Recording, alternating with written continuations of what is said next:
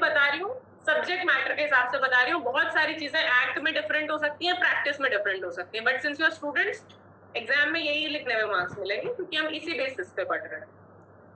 Prohibition of registration as trademark, this is a very specific छोटा सा portion.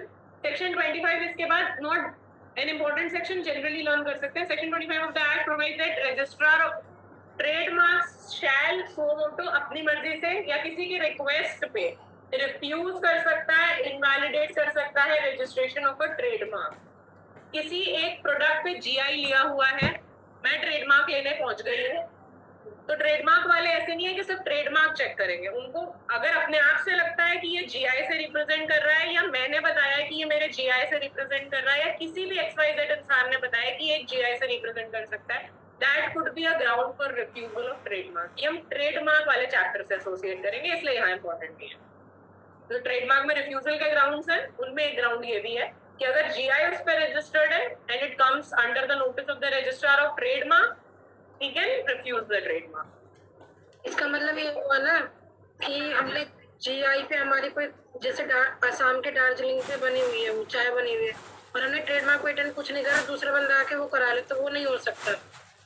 दूसरा बंदा उस नाम पे, उस क्लास में, उस कैटेगरी में ट्रेडमार्क नहीं करा सकता। वो अप्लाई कर सकता है, रजिस्ट्रार ऑफ ट्रेडमार्क उसे रिफ्यूज कर सकता है as per section 25 of the GI act. तो ये कोई पाबंद थोड़ी, ट्रेडमार्क में तो हमने वैसे ही पढ़ा था कि भाई कोई हम रजिस्टर्ड इसलिए तो पहले कराते, कोई और दूसरा यूज ना कर ले उस चीज को। हाँ, बट जीआई अगर दो अल्ट्रा वाइड्स का लॉ है ना, इसमें अगर दो लॉज पैरेलली चल रहे हैं किसी चीज में, तो जो पहले प्रिवेल करेगा उसकी फर्स्ट अथॉरिटी होगी।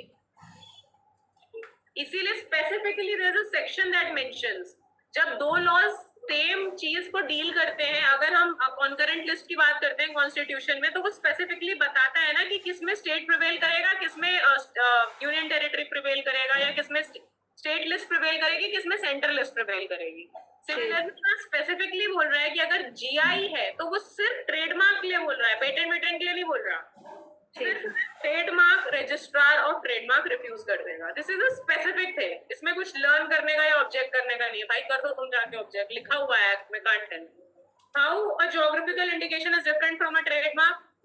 दोनों चैप्टर एसोसिएट करके करेंगे। दो ही बेसिक डिफरेंसेस हैं। Trademark is a sign which is used to use in the course of trade and it distinguishes goods or services from one enterprise to another enterprise. Second, geographical indication is an indication used to identify goods having special characteristics. Trademark, it's special company का trademark, हाफूसाम category हाफूसाम, ठीक है। This is the only basic difference. Technically नहीं बात करें तो then there are cases. I think ये आप read कर सकते हो, कोई question होगा you can get back to me on this. Offenses, penalties, procedures. Section 37. This you have to learn. 24, 25 नहीं लर्न करना चाहो तो छोड़ सकते हैं। 37 लर्न करना है। स्टूडेंट लाइफ में प्रोहिबिशन वगैरह आना चाहिए, क्या पेनल्टी है, क्या सब कुछ है, दैट यू शुड नो, ठीक है। किस पे applies to the goods themselves, applies to any package in which package is preparing the part plastic. I have not asked your names. आप पूछ रहे थे ना प्रिपेयरिंग, तो अगर हम पैकेजिंग कर रहे हैं, that is a part of preparing of that good, उस पे भी एप्लीकेबल होगा package. Places, enclosures, annexes, any goods that are sold, uses a geographical indication in any manner responsibly likely to lead to believe that the goods in connection by misleading facts है, अगर उसमें अगर कोई GI use कर रहे हो, उसकी penalty in relation to the goods used in GI, उसका साइन, उसका कोई गलत एडवर्टाइजमेंट दे रहे हो, कोई मैलिफाइड इंटेंशन से नोटिस दे रहे हो, उन सब पे there is penalty. Falsifying and falsely applying GI, गलत यूजेज कैसे कर सकते हैं वो इसमें बताया है। सेक्शन 38। हमने आपसे पूछा ही नहीं हम आपका GI यूज कर रहे हैं, फॉल्सली यूज कर रहे हैं, फ्रॉडुलेंटली यूज कर रहे हैं। फॉल्सिफाइज यानी genuine GI, whether by alteration और एडिशन और इनफैक्टमेंट।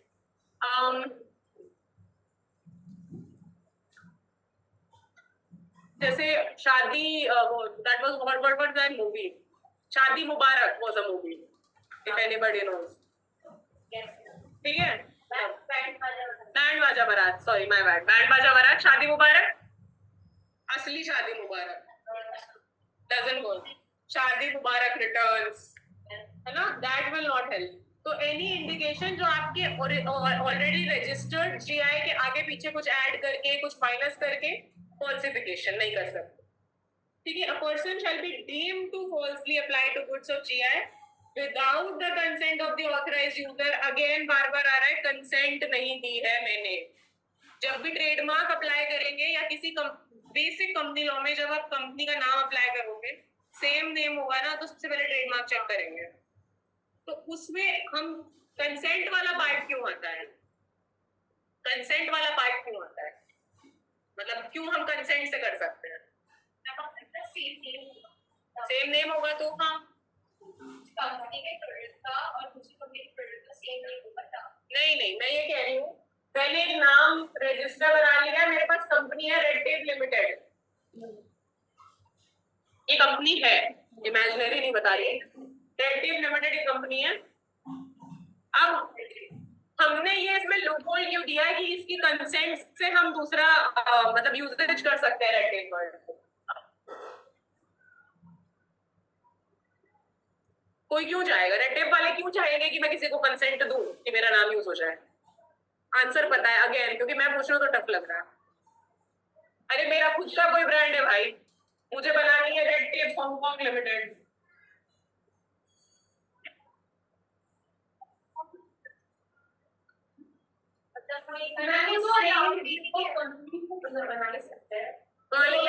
कहाँ लिखा है?